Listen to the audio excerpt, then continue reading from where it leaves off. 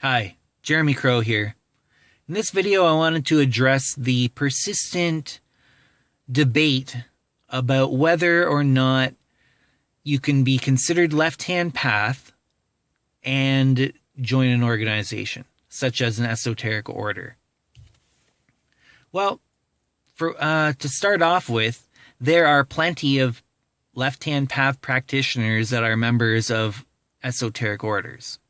Now, whether or not they are breaking the principles of the left-hand path by joining an organization like that, that's another question. Or, even more hardcore, some people will say they're not legitimately left-hand path if they are a member of an organization.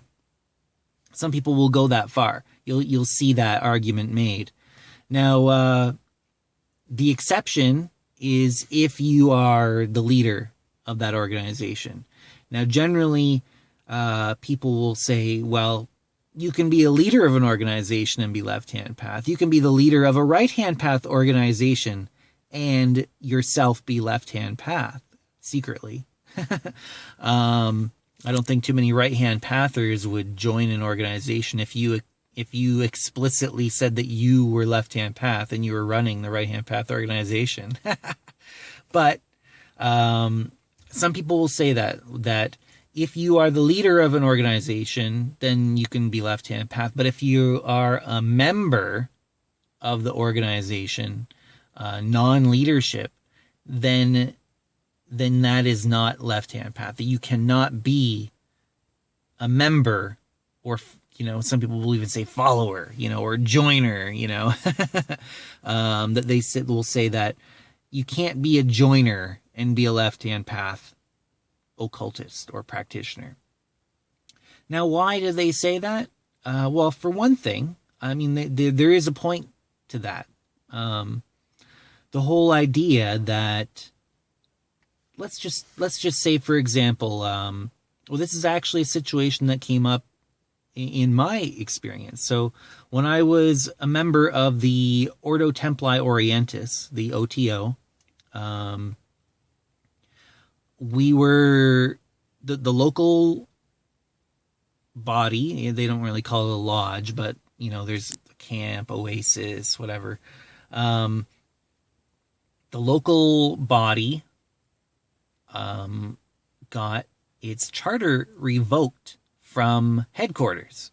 So this was a lodge in Toronto, Ontario, Canada, and a man that I never met, an individual, could have been a woman, a man or a woman, I know it was a man, but for, hypothetically, an individual that I'd never met, and, I knew his legal name, but it was just because I knew, right? But there are members that didn't know his legal name, his legal personal name, but just his esoteric name, right? They don't even know what he looks like.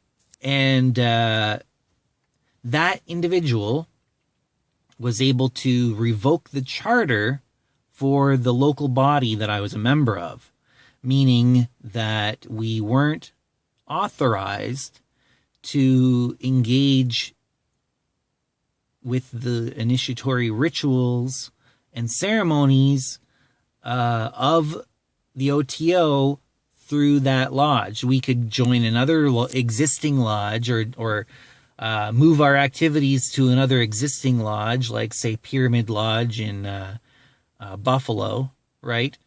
But we weren't allowed to continue operating under the auspices of Triumphant Lodge, is what it was called, in Toronto, because some dude who I didn't know said, no, you can't. So, how left-hand path can I claim to be if I let some guy that I've never met in my life dictate to me what kind of practices that I'm going to involve in my spiritual practice? What kind of, what people that I'm going to, interact with, and and engage in those particular rituals. Some dude some dude who's not even in the same country as me, that I'd never met, had that power, right? And obviously it soured me on the participating in the OTO any further. I went inactive. Some people officially renounced their membership out of anger or whatever. I just let my membership lapse. But that was an eye-opening situation. Now, what we could have done is we could have just simply continued doing it, right? Especially considering most of the people that were part of that lodge decided to not be part of the OTO anymore at all. If you wanted to maintain a good relationship with that organization, then you wouldn't be able to operate a clandestine lodge of that organization unless you did it in secret, right? And nobody blabbed. But if we didn't care, why didn't we just continue? I was still fairly new in my whole career of belonging to different, experiencing different organizations and such. But why didn't that occur to me at the time? It was several years. It was years and years ago. But it's funny that it didn't occur to me to just go ahead and do it anyways. Without needing the permission. I guess part of it was that I was just so turned off by the situation. I didn't even really want to engage in those rituals anyways. But it definitely, that experience has had an impact on me. And I have thought about that too, where, that's the same with almost all of the organizations that are out there. You need permission. And that permission can be revoked at any time by some other individual. And, why should you subject yourself to the authority of another individual in your spiritual life? How many people here that are listening to this right now came to the left-hand path because they were raised in a right-hand path religion that had authority figures that told you that you had to go through them, or, that they were the mediator between, because they were a special class, a priest class, a minister or a priest or a pastor. They have a special relationship with God and they mediate for you between God and you, right? A lot of them are like that. And, a lot of them say that you can't genuinely interpret the scriptures yourself, or the holy writings of whatever religion you're part of, that you have to have a trained, authorized, ordained, member of leadership to interpret that for you. I know my father, actually, he went to Catholic school, and back when he was young, going through Catholic school, they weren't even allowed to read the Old Testament of the Bible. They could only get passages from the preacher or the priest in that case, because it's Catholic, from the priest during the sermon, and then he would explain what it meant to you. And if you go even further back, they did masses in Latin, which only the intellectuals really understood. And so you get further and further this level of control. And esoteric orders have that level of control built into the systems as well. It's all permission based. You need to have and maintain that permission, often at a price of, cash. You have to keep the cash flowing. Otherwise the permission can be revoked,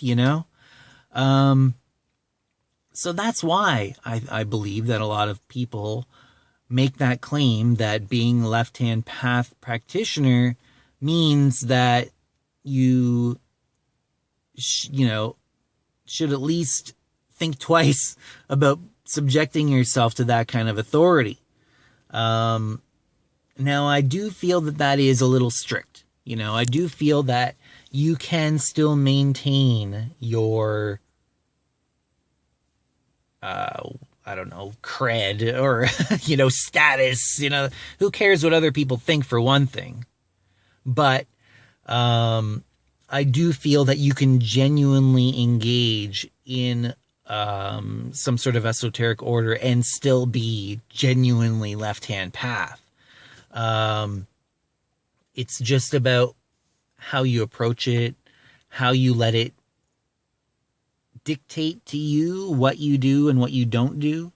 That kind of thing. So if you go into it with a specific purpose of trying to learn something, meet people, things like that, and you go into it and you get what you're trying to get out of it, and if anybody tries to mess with you in terms of authority or whatever, you know that it doesn't matter to you. You haven't built your identity on the fact that you're a member of that organization, and you can just say, fuck you, you know, fuck you, you know, I won't do what you tell me, kind of Rage Against the Machine kind of deal, right?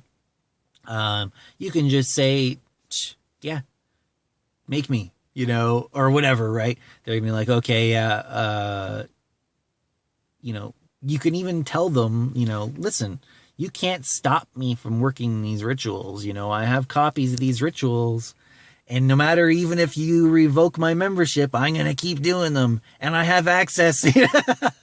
You know, I don't know if it would go over very, very well, but maybe you get some respect from certain people. You know, other people will be like, oh, fucker, it's bucking the tradition, you know. Aren't we iconoclasts? You know, aren't we, as left-hand path practitioners, iconoclasts and rebels, you know?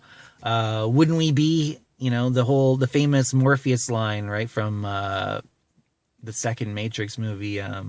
We all know, I can't remember the line exactly, but it goes along something along the lines of, we all know that we're here because of our predilection to disobedience, right? None of us would be here if we weren't rebels, you know?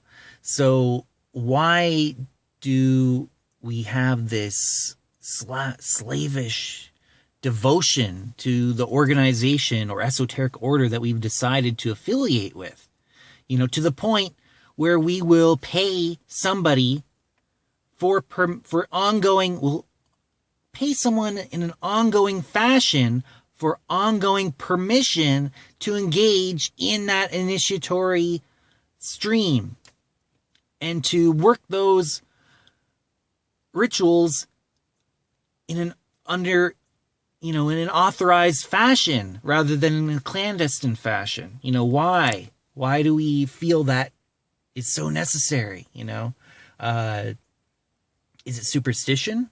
You know, do we feel that we need that genuine initiatory link, you know? Or maybe, you know, the thing is, if you do feel that way, consider the idea that that you could obtain a certain level of power or magical juice, you know, through the act of breaking a taboo. In other words, doing the ritual without authorization, you know, if it's normally done in an established school that has an established hierarchy of authorizations required to perform these things, and charters and all that stuff.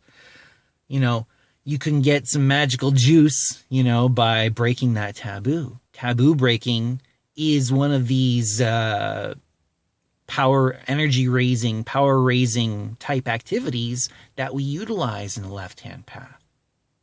You know, the whole lineage juice, you know, that's more of a right-hand pather type thing. You know, people will get fetishistic about which lineages that they hold because they feel that having that authority through a lineage, you know, all the way back to Crowley or, you know, Roos or all the way back to Jesus Christ through the apostolic succession, and it's funny too, because you'll find Gnostic priests that feel like they want to get that apostolic succession that goes back through Catholicism. So that's more of a right-hand path thing in my mind, at least, that getting your juice from lineage, I'm sure I'm going to get a lot of people disagreeing with me on this video, but definitely I feel like the taboo breaking aspect of magical juice, I'm using that, analogy, is definitely more potent for the left-hand path oriented individual. Obtaining authorization from an authority figure, like how much magical juice does that get you,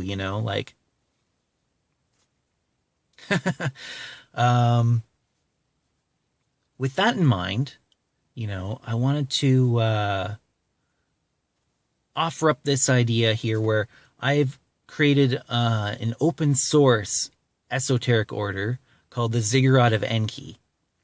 And this is open source, meaning that you don't require authorization or permission from some authority figure. You don't need to apply for a charter to start a lodge. You don't need to petition some individual for initiation into the Ziggurat of Enki. You just do it.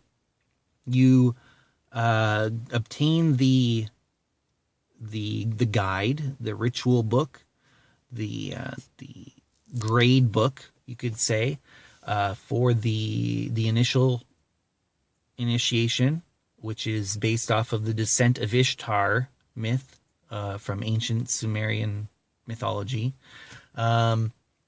It's you engage it in a way similar to like a Masonic or OTO type lodge type system, but it has been adapted, or well, not adapted. I built up from scratch, from first principles, left-hand path first principles, so that it's not based off of a permission-based system. It is a freedom-based system where you choose, a choice-based system. You choose whether or not you engage with it, and nobody else has the power to stop you. Nobody else has the power to say whether or not you can do it or not. You could just do it. There's nobody to ask, You obtain the material, you find the people willing to perform the ceremony with you, you gather up the things you need, and it's not a lot. You only need 5 people in total. The candidate for initiation and 4 officers. 5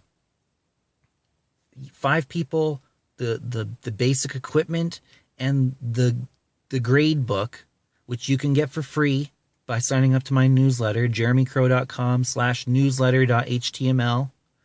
Go there, sign up to my newsletter. You'll get the free PDF file of the Gradebook for the descent of Ishtar in the Ziggurat of Enki, and go ahead and do it, And I encourage others to create their own open source initiatory systems, esoteric lodge systems that anybody can use.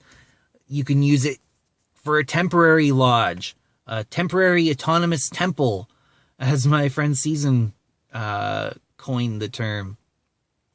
Play on words from temporary autonomous zone. Yeah, I like that a lot. The temporary autonomous temple. You could set it up during a conference weekend, do some initiations, perform the ceremonies, and then collapse the lodge. And then everybody goes home. Maybe they'll start up a lodge in their local area,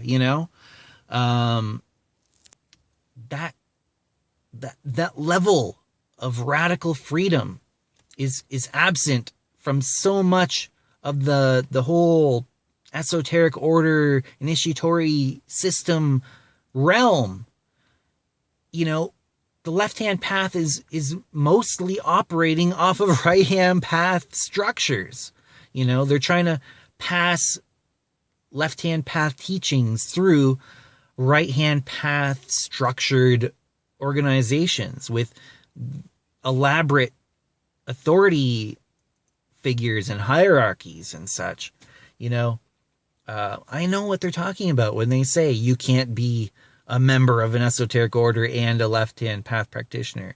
Now, this Ziggurat of Enki is different in that it's open source. So there's no authority figure. There's no hierarchy. Change the ritual if you want. Nobody's going to stop you.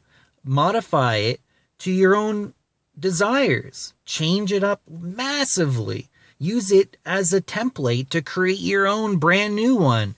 You know, who's going to stop you? Nobody. You know, that's what it's there for. You know, so I encourage you to check it out. Again, jeremycrow.com/newsletter.html, and just put in your email, your name and email. Confirm your email address, and you'll get that download link, and you can start right away. You know, what do you think about this? What do you think? Can you be genuinely left-hand path and a member of an esoteric order that has an elaborate or even simple hierarchy that you are subjected to, that you have to pay dues to on an ongoing basis in order to maintain that permission? You know, can you? You know, is that consistent with the principles of the left-hand path to be part of that, to subject yourself to that? I want to know what you think. So tell me in the comments below. I'd like to discuss it.